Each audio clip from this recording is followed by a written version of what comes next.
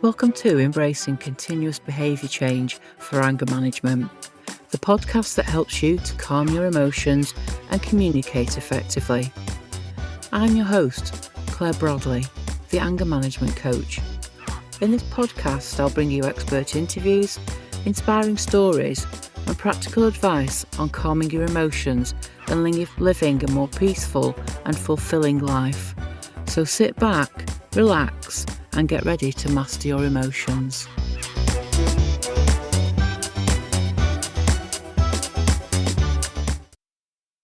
So, good evening here in the UK, and if there's any of our US cousins, are we cousins? I don't know, we are today. Let's put it that way. Yeah. We have Tomeka Jones joining us from the US. Whereabouts are you, Tomeka? I am currently in San Antonio, Texas, 4 hours from Dallas and around 2.5 hours from Houston, Texas. Wow. And I believe it's very hot round Dallas area. It's very hot. Yes, it is humid hot. And also I was told that it takes an hour, I'm sorry, a day to drive from one side of Texas to the other side of Texas. Really? That's how Wow. huge Texas is. Yes. Enormous. Yeah. Well, Mhm. thank you so very much for joining us today. I like our podcasts to be with real people who just give us an insight to how they have overcome things in life, where they've been, where they've got to, so that our listeners can just learn and see that life is not what we always see or what we always think it is, um, because we just live in our own little worlds, don't we? Yes. So thank you so very much for joining me. Could you give our listeners just a very quick roundup of who you are, etc., and then we'll go in deep dive into some questions? I am Tomeka Jones.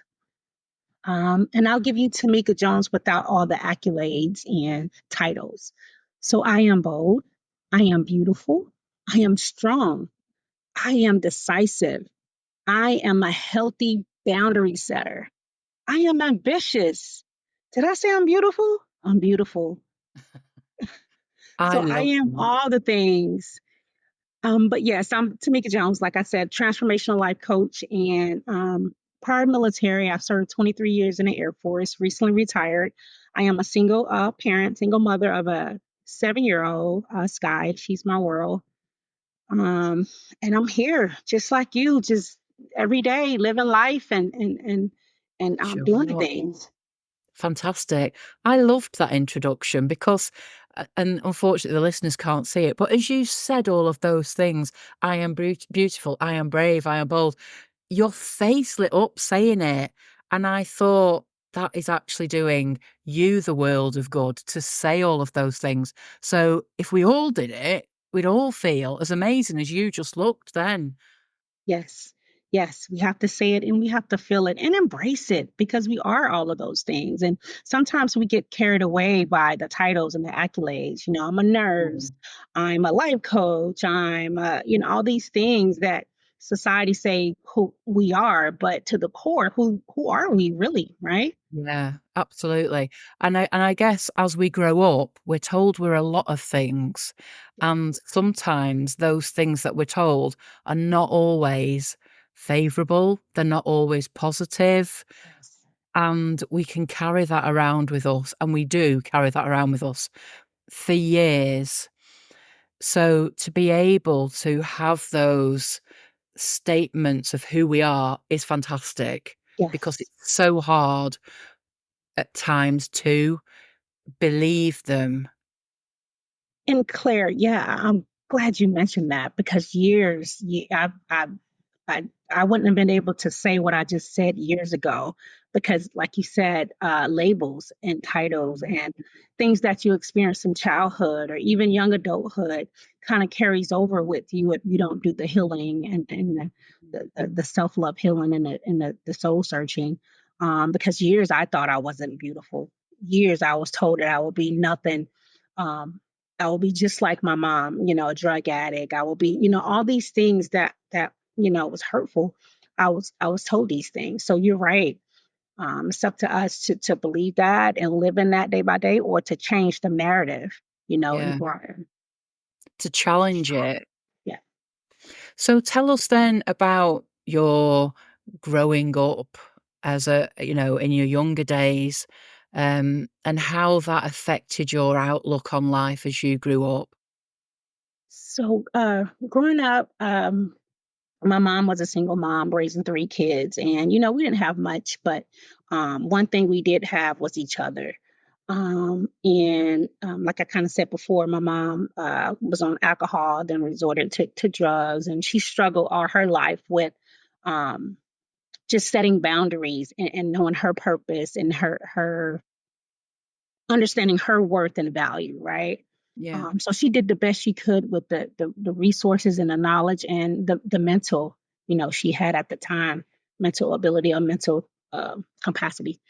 Mhm. But yeah, just grew up in a home that wasn't as healthy, but like I said, we had each other, and like I said, one of the most profound things that I experienced in childhood was me fell in the fourth grade. I failed the fourth grade because I could not, for the life of me, understand multiplication. I can do Okay. division, I can do all addition, subtraction, but multiplication I could not do, and I just couldn't grasp it. And I ended up staying back in the fourth grade, and my peers ended up going on to the fifth grade, and that you know, took a turn for me. Yeah. And I just felt like I wasn't smart enough. And, my mom couldn't afford me to go to summer school to move on to the fifth grade. So I ended up staying back that year. And it was a difficult time for me as a child during that time. So just explain 4th grade to me. Is that so we have high school so you go to high school when you're kind of 11 here. Huh. So at what age would you have been at 4th grade? Fourth grade, I probably would have been, oh, eight, maybe 10, 11. Okay. And that kind of like elementary school. Okay. Yes, Right. it's called elementary school. So yeah, And what do you then go on to from there? you go on to fifth grade, junior high school, middle school start. I think in the sixth, seventh grade Okay. to like the eighth grade, and then high school is from ninth grade to 12th grade. So that's such an important time in your life, isn't it? Yeah. Of just because you can't do that multiplication, and believe me, I struggled with maths so much throughout my childhood. I absolutely can understand how that Mhm. felt. I am sitting in the same boat as you on that. That was hard. Yes. Um, so to be held back and at the same time being told, I'm guessing at the same time, you're only gonna be the same as your mum, how did that impact you?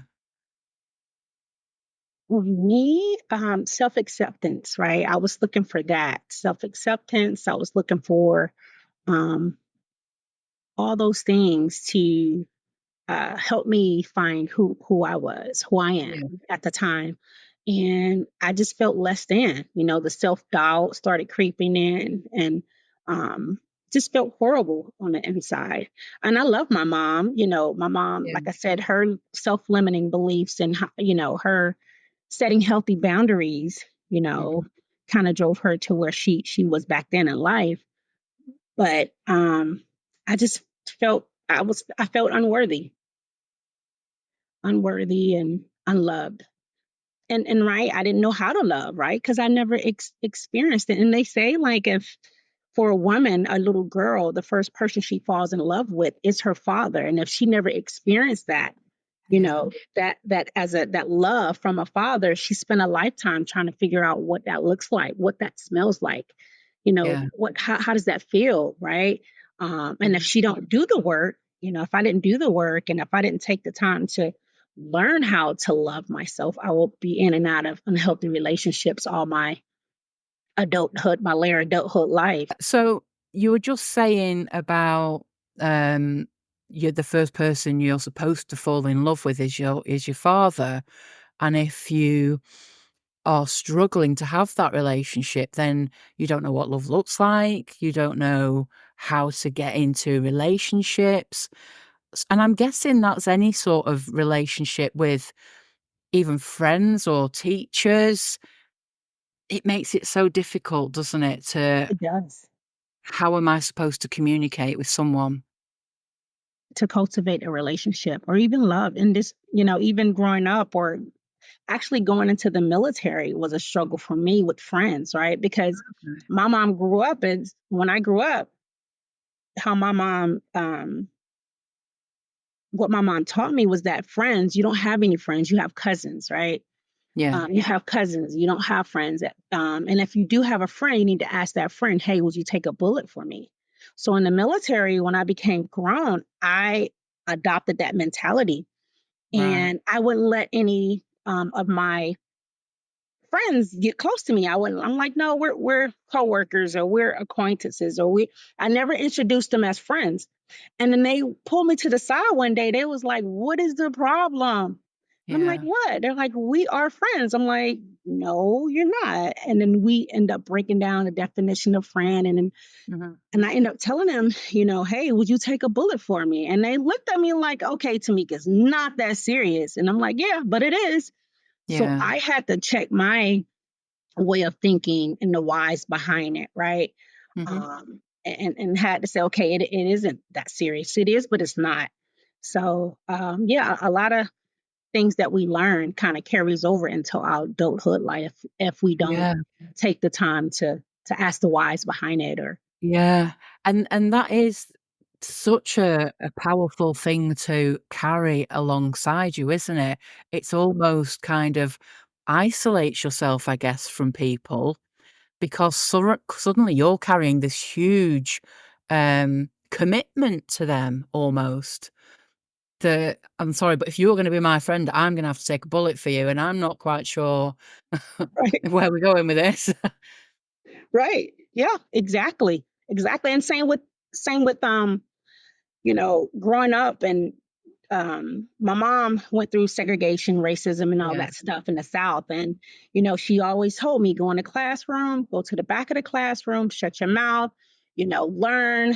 You're meant to yeah, be seen, not heard. And that was kind of my mentality, right? So yeah, most of my life, I went through life not speaking up for myself, just going in the back of the classroom, doing all the things, but just not being seen or heard. And yeah. now when it comes to public speaking, I I love struggle that. with it because I've always took a back seat, a back road to any type of attention or anything like that. So yeah, you I have love to that. unravel the whys and unravel these self-limiting beliefs and these things that we are taught. Absolutely, completely agree, because those are our parents' values and our parents' beliefs, not ours. And suddenly we are becoming them. And as you say, time changes. We don't have to live by our parents' rules, do we? Otherwise, Mhm. I'd be Right. 53 and still doing what my mum says. Mhm. And she did Uh, that to protect me, of course. She had good intentions, right? Hey, Absolutely, yeah. don't cause any problems. That was the thing back then with them growing up. You know, Yeah, so absolutely. And as you say, it's a generational thing, and with what your mum, witnessed going through racism and yes, segregation, that must have been absolutely awful. yes, So, you're not gonna want to bring any attention to yourself, are you? right, right, Because you know exactly what's gonna be coming your way if you do. yes, exactly. Absolutely awful. So how old were you when you then started to so you said you were in the military. Hmm. So how old were you then when you started to question those beliefs and thoughts? As you said, when your friend said, "It's not that bad." So in my mid 20s is when I started to question Mm. things. But here recently is when I took the self love healing journey. Here recently, the last couple years, once I retired, Mhm. from the military is when I finally said, okay. And it's funny because, I was in the military 23 years. Before then, I was a young adult trying to figure out life. So Yeah. then after the military, it was like, oh, holy shit. Who am I? Who am Yeah. I? Who is Tameka? Mhm. Right? So I couldn't identify who Tameka was because 23 years I was programmed in the military, eat, breathe, sleep, the mission, right? And Yeah. before the military, I was a young girl who was lost, working at Krispy Kreme at night, Mhm. and working at a clothing store during the day, trying to figure out life, right? Yeah. Who dropped out of college because, I couldn't no longer pay the tuition and it just wasn't working out. So just, Yeah. yeah. So here recently is when, like I said, I took that dive to figure out who Tamika Yeah. was. I honestly feel like listening to what you're talking about.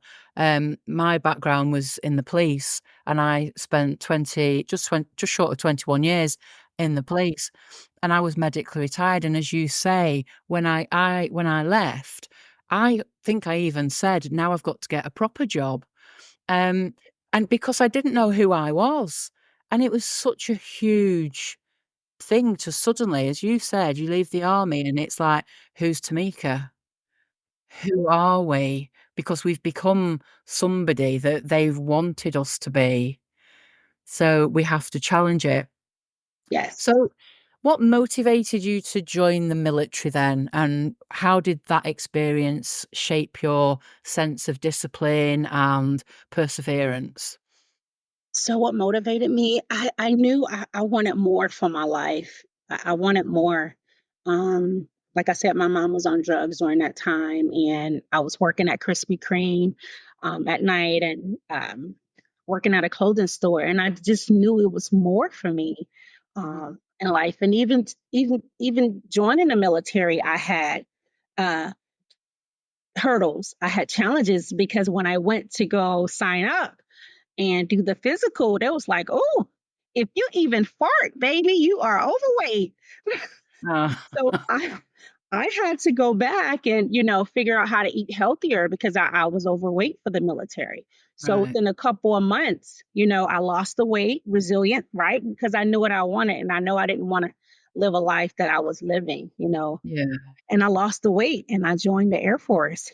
And there was challenges in the Air Force as well, but um, that I wouldn't have had it any other way. That was my saving grace at the time, and I am the first of my generation, or all the generations. I'm the first to go into the Air Force in my family to serve as a commissioned officer.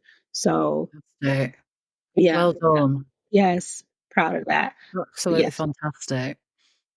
So, tell us some of those challenges then, because I think when we spoke earlier, when you joined the military, did you go into clerical side and then you went into nursing and Mhm. you came over to the UK? Yes. So So that's some for big changes. Yeah, for me, I was just trying to figure out what I wanted to do when I grow up, right? So I came in as logistics, aircraft logistics, Okay. and I got bored with that, cross trained into human resources, which is Mhm. personnel. Yeah. Got bored with that and crossed over and became a nurse. So all things service, right? That's the core Yeah. of Tamika is service, right? Hence why I joined the Air Force, hence why I became a nurse, and now I'm doing life coaching, right? Service. That's the core Absolutely. of me is service. Um, but during my time in England, I was stationed in England for some years, and Yeah.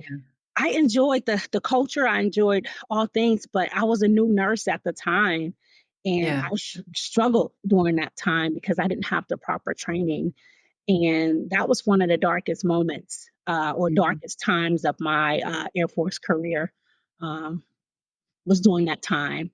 I struggled as a new nurse. I didn't have the proper training, and one thing I didn't know knew at the time that this too shall pass, right? I knew I was going to move Yeah. on to the next space, and that kept me, right? That kept me going. But yeah, that was one of the darkest time. You're such a formidable lady to from hearing what you've been saying, you are almost like a hurdler of I can just imagine you running down a track and something comes and you hurdle it and you're on to the next and on to the next. How have you kept that spirit? Because that is a spirit. How have you kept and as you've said, it's always been giving to others. There must have been times when you looked up and thought, "Come on, give me a break now. Let's have an easy life." How did you keep going? Yes, I want to say it's just it's God, of course, the source universe. It's the God who has kept me on a straight and narrow path. Yeah, Um, but I think just the drive in me that knew that it was always something better. Keep going. It's going to get better. And my favorite scripture is Romans 8:28, and I always say it's all good. Romans 8:28. And the affirmation that I say with that is everything is working in my good, no matter how it looks. Everything is working in my favor, in my good, no matter how it looks. And I keep saying it until I yeah, believe it. And once I believe it and feel it, then it becomes my reality. So that yeah, helps me a lot. And when I think of the word resilience, Clara, I think of you. I think of me. I think of a rubber band, right? You can stretch us out, just keep stretching us. And guess what? We're gonna pop right back, right? And yeah, come back and keep pushing towards our mission and vision and our purpose in life. yeah. Yeah, Fantastic. yeah. So, you mentioned a few minutes ago about the nursing being really challenging here in England. What did you how did you manage those challenges, both professionally and personally?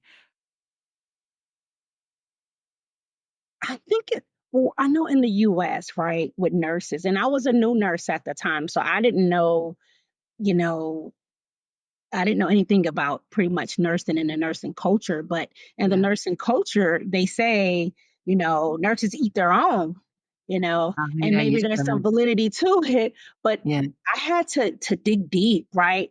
And to say, I can do this. I got this. I went through nursing school. I passed the boards. I can do this. So once I started digging in the operating instructions, the Air Force instruction, nursing instructions, looking at um, how they do things in the clinic and um, just taking the time to do that and then becoming more confident in who I am as a new yeah, nurse, things started to line up. And I no longer let them define me as I don't, an incompetent nurse or whatever, however they defining me. I no longer accepted that label. Said, yeah, no, I am a competent nurse. I passed nursing school. I did all the things. This is me. I'm here. mhm, So if you're not going to train me, I'm going to figure out ways to figure it out. Right. fantastic, yeah, Yeah. and that's very brave because that can go 2 ways, can't it? Yeah. Oh, That yeah. can go where they either back off Yeah. or they make even more trouble for you. Yeah. Yes. So, hats off to you for that bravery. Um, we're gonna talk about personal setbacks and, um, loss, and I know when we spoke previously, you mentioned and I'm gonna give a trigger warning to any of our listeners, you mentioned the loss of your baby. Um, how did that and this is perhaps the most stupidest question I'll have asked ever, how did that impact you, and how did you find the strength to heal from that? Yeah, so I navigated through the grief and, of losing my daughter, my baby at I was at 19 weeks, 4 days or something like God, that. And the viability age in the US is 20 weeks. So they won't even try to save the baby if it's anything under 20 weeks. right, So I blamed everyone. I blamed my doc, my OB doc. I blamed the yeah, resident. I blamed everyone at the time yeah, because I felt you guys didn't see the signs, and I came to you guys several times, and no one checked me out, or you said it was a UTI or whatever the case may be, and You didn't do, proper due diligence to Yeah. save the child. So I went through that stage, but I was able to heal from it and to say everything happens, for a reason, and I just have to push forward and care and hold her memories, in my heart Yeah. forever. But to sit and blame and to continue to blame someone or a process or Yeah. the clinic only did a disservice to me, right? These people are going on with their lives, right? Yeah. um, I had to figure out ways to get the help, the counseling, the coaching that I need, um, to press on in life and to Mm. hold her memories in my heart. But yeah, that Yeah. was a tough time for me. That was really a tough time.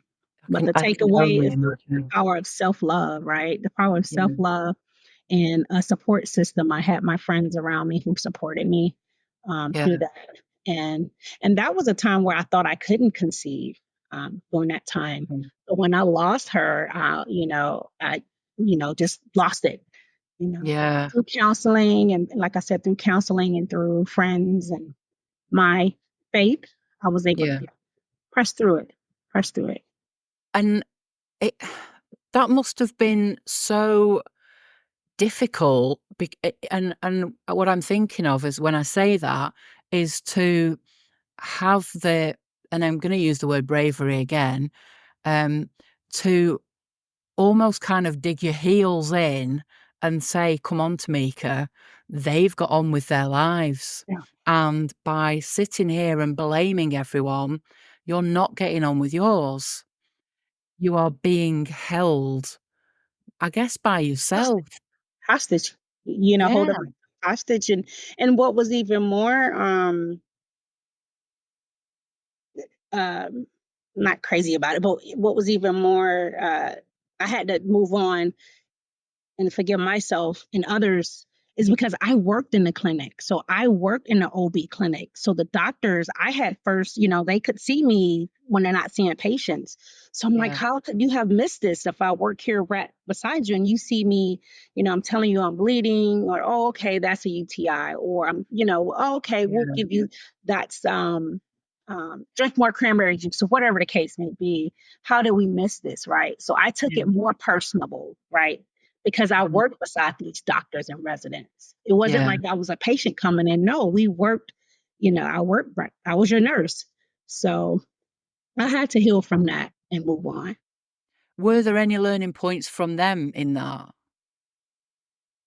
Um, I don't know because, like I said, in the military, you do your time and then you move on to another Yeah, base, and cool. you may or you may not see these people ever again, you Yeah, know. So, and I'm pretty sure it was. I'm yeah, pretty sure it was. Yeah. okay.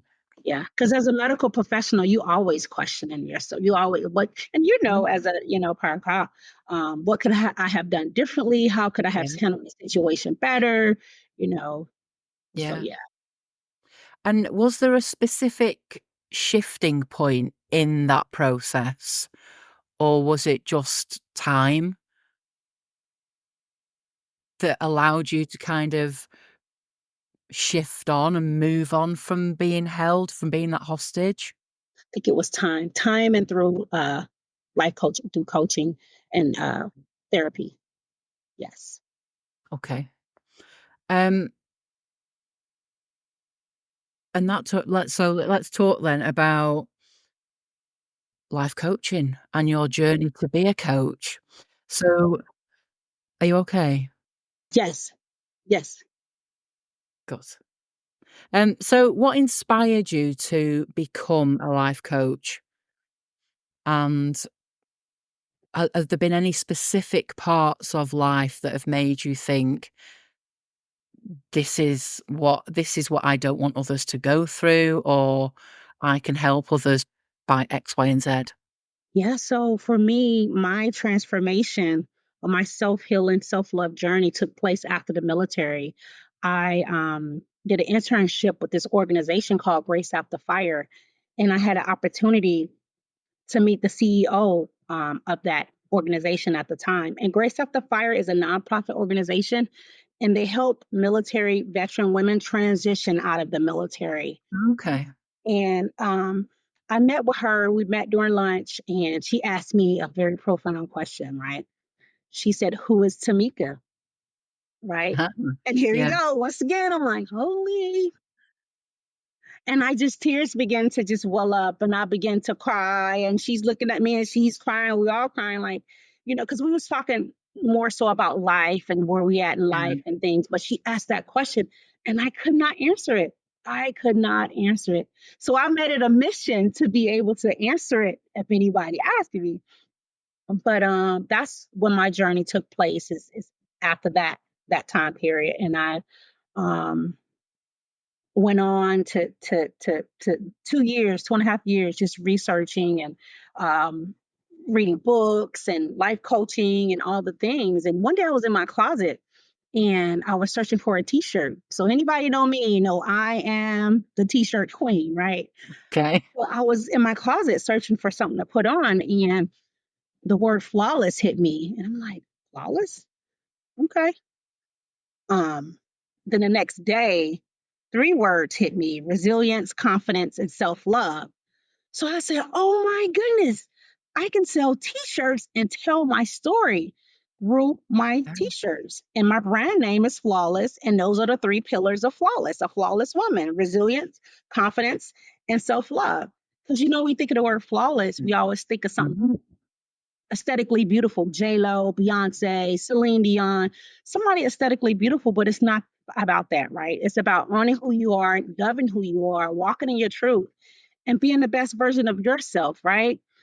So, the last 2.5 years, it's been Flawless Fashion Co., right? My t-shirts. Yeah. But here lately, lo and behold, a couple months ago, the universe, God, source said, you don't stop there. That's not where I want you. It's Yeah. coaching. I want you to be able to help other women who's gone through so much, in their life. I want you to talk about your birthmark, how you hid all these years from, and it's a beauty mark, not a birthmark. I want you to talk about that and share it with other women. I want you to put on that bathing suit and feel confident, or that tank top and feel confident, and not hide behind your birthmark, right? Yeah. And that's what I did for years. And for me, it's like, how am I going to tell my daughter to be confident and to love herself and to love her skin and all the things if I don't love who I see in the mirror? Yeah. Right?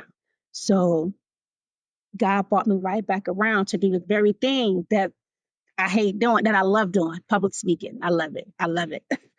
So yeah, that's where I'm at now, is life coaching. And that's and it's funny because I feel so good about it. When you find your purpose Yeah. and your passion and you just radiate, you get chills every time you talk about it. This is it, Claire. This is it. And I can wherever see it coming from you. I can yeah, absolutely see it coming yeah, from you. yeah, You're just like yeah, so lit up, so yes, bouncy. So yes. tell me about a particular powerful moment when you've been coaching someone, that when you've realized that you've made that impact on them, or maybe not even on them, on their families. Uh, so one particular moment, it was a person that I knew, and just coaching her. She was having problems and with her life and the way she did things all the years, and just trying to reprogram some of the things in her life. And Yeah. um, she was able to be able to set boundaries, which she said she's Mm. never set before. So healthy boundaries. She was able to say no to some things, right? And she Wow. said she was a people pleaser, right? Yeah. So I'm Mhm. like, and I kind of saw myself in her, because I used to, not so much a people pleaser, but I was so darn indecisive. I Yeah. couldn't make a decision. Like, I'm like, why am I like that? Mhm. And then when I begin to hit contrast, or when I go through any type of negativity, I sit still with God, and I go through the why. Two questions I ask myself: why am I going through this? And what is the lesson I'm supposed to learn in this? Right? Ah, And I yeah. get the answer every time. I get it every time. So, I so think yeah, that's fantastic. It's a self-coaching, isn't it? yeah, yeah, And So since you've become a life coach, have you noticed how that affects you? Because I personally know that I am so much more relaxed, so much more laid back. I take things slower, so I don't react and rush into things anymore. There's a definite, like you say, I question myself. I don't have specific questions, but I question, and then I've generally then will have completely slowed down and be going off in a different direction. Yes, Claire. It's that self-awareness, Claire. That's what that is. You more aware with yourself and how, with in tune with who you are Mm, and what triggers you, you know the triggers, all these things. So you able to act different, right? Or yeah. react different. It's So so yeah, powerful, isn't it? yeah. It's liberating. Yeah. Yeah. Absolutely. Yeah. Boundaries has been my word for 2024, actually. Nice. Boundaries, healthy boundaries. We have to Yeah. set them. So, what advice would you give for someone who is looking to become a life coach and they have a history of trauma or setbacks? I would advice I would what takeaway advice. Okay, I would give that person is just remember life doesn't happen to you, it happened for you. So embrace the good, bad, and the ugly, right? And own it and make it your own, right? And then every day speak gratitude, right? Because the more gratitude that you put out, the more you get, right? Yeah, It's that energy, right? So absolutely. gratitude and happiness and grateful and all the things. But yeah, just know that life don't happen to you; it happened for you. There's reasons, isn't there? Yeah. Absolutely. So, looking back on your journey then, from childhood struggles to where you are now, what do you think has been the most significant factor in your growth? Significant in my growth. For me, to be honest, I think, well, I know it's embracing my authentic self. And it's my birthmark. I struggled with that for years and I've grown so much. I even put a post out this morning with me and my sports bra on. And I would never have done that. Never. Yeah, Right. So I think it's loving every ounce of me, and embracing it and saying, okay, I'm perfectly imperfected. This is me. And absolutely. who's to say I'm imperfect? What is imperfect? Who are you to Absolutely. tell me I'm imperfect? Who am I to tell you you're imperfect? We all Yeah, perfect in God's eye, right? So absolutely. just embracing it and loving who I am and who I'm becoming, right? And every morning I wake up, I'm like, who am I becoming? We have to Yeah, say that. Who do I want to become, right? And work towards that. I want to become an empowered a renowned life coach, a public speaker, someone who can help women, empower women to get through whatever they're going through, so they can live the abundant life that they desire and deserve. yeah. And as you said, it's so empowering to take hold of that perfectly imperfect you, as you say, whatever that is, and say to the world, "This is me. Have it, because this is me." Yes, I love that because yes, no one can take that away. yes. Absolutely. Yes, and we only have this is my DNA. Claire, you have your own DNA, right? Nobody could be Yeah. me. Nobody can be you, and that's what makes us special and unique. We have one Absolutely. fingerprint, right? So Yeah, yes, I love yes. that. Mhm. So what's next for you then on your personal and professional journey? So continue to coach one-on-one sessions and also group coaching programs I have on my website as well. So, and two, do want to write another book. I do have a book out. It's called Riding the Waves to Self Confidence, and it just basically talk about life, right? Because what Mhm. that life equates to waves is roller coasters. You go Yeah. up and you go down.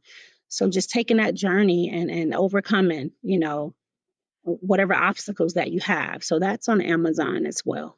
I was just about to ask you, Okay. where's that? Yeah, it's Um, on Amazon.